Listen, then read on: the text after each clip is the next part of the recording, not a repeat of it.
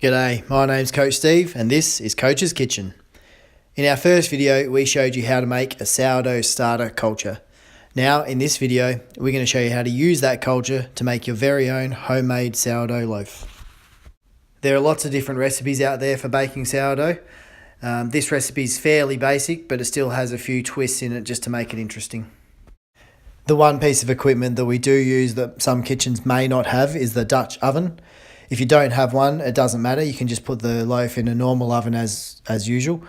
But if you do have the Dutch oven, it just gives the loaf that crispy, hard texture to the exterior that a typical sourdough loaf has.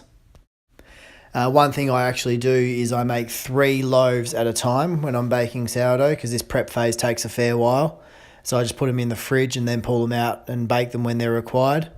If you want to do that too to save time, then just triple the recipe that we show here. If you keep your starter culture stored in the fridge, then try and bring it out 2 to 3 hours before baking time, just to bring it up to room temperature and activate the yeast and bacteria. If you store your starter culture on your bench all the time, then it should be nice and bubbly and ready to go. So from here, we'll take 40 grams of your starter culture into a bowl. Then we'll add 100 grams of plain baker's flour. Again, we use unbleached, preferably organic baker's flour. And then 100 mils of bottled water. We use bottled water here again as we did with our starter culture, because the yeast and bacteria don't particularly like the chlorine that's found in tap water. So we give our mixture a bit of a stir.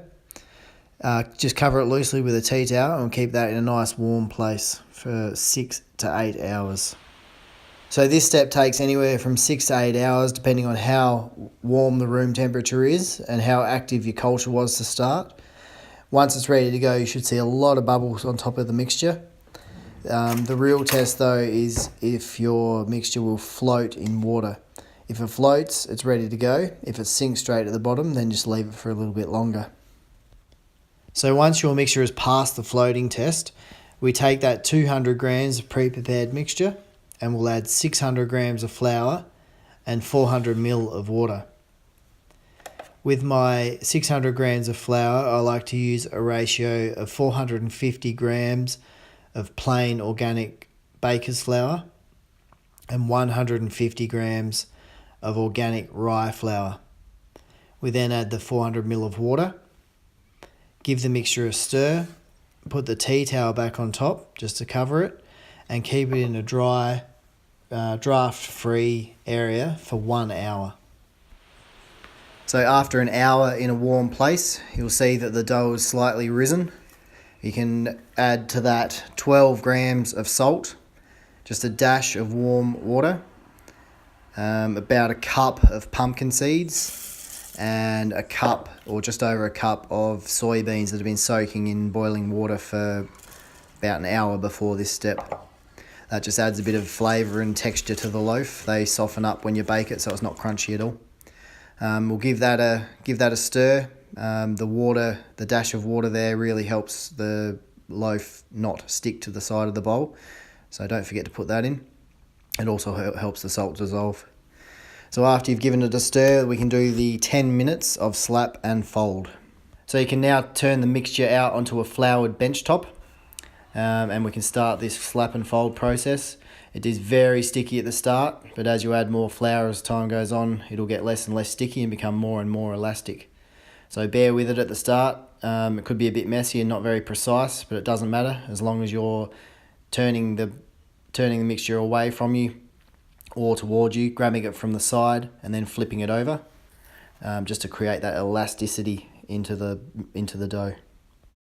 So continue this slap down, fold over, turn around process for up to 10 minutes or until you feel like the dough is nice and elastic and not sticky anymore. Just keep flouring the bench top occasionally just so it doesn't keep sticking, and then you're ready to go to the next step. So now give the top of the mixture a good flouring and turn that into a bowl. We'll then replace the tea towel and leave that for 4 hours in a nice warm environment. So after 4 hours in a warm environment, your dough should have risen a fair bit. So now just take a knife and roll that around the edge of the dough in the bowl just to help it tip out onto your bench top more easily.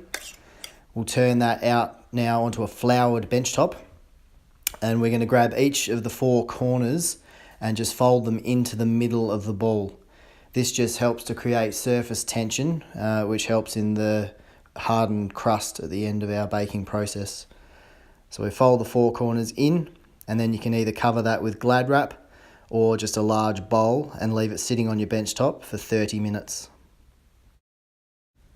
So after 30 minutes of resting on the bench top, generously flour the top of your dough, flip it over, and then we're going to grab 4 corners again. So the first 3 will fold into the middle, and then the last one we grab and fold right across the top of the loaf. You then start spinning the ball in your hand and pushing from side to side in all directions, creating a really shiny tensioned surface on it. This is the most important step in creating a final product that has that really crusty exterior that a typical sourdough loaf has.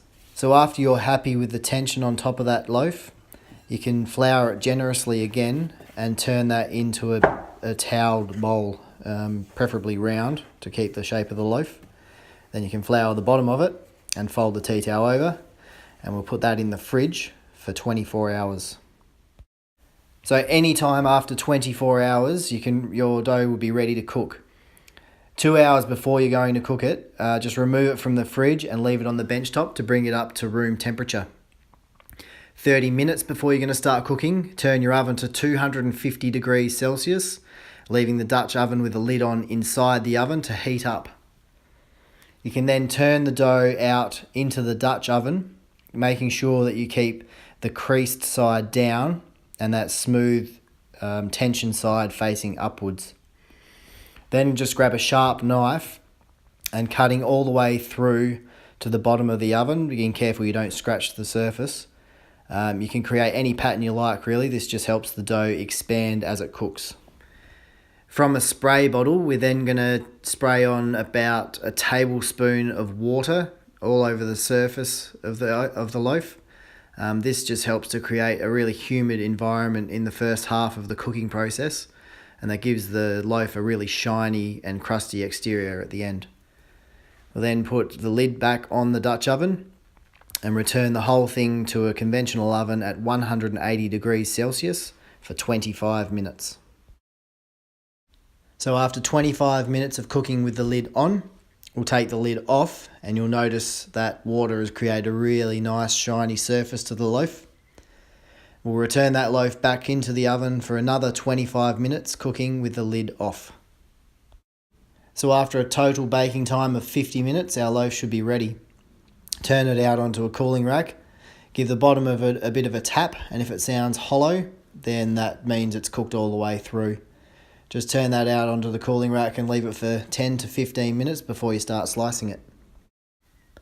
So there you go, your own fresh, homemade, organic sourdough bread. You can experiment with all sorts of seeds and nuts inside the loaf. You can have different flour ratios, you can have different types of flour all together. Keep experimenting until you find something that you really love, and keep making that bread. I've had a great time doing this series for you. Stay tuned for video number 3 in the series, where we'll teach you how to maintain your sourdough culture while you're not actually baking with it. Thanks for watching. My name's Coach Steve, and that was Coach's Kitchen.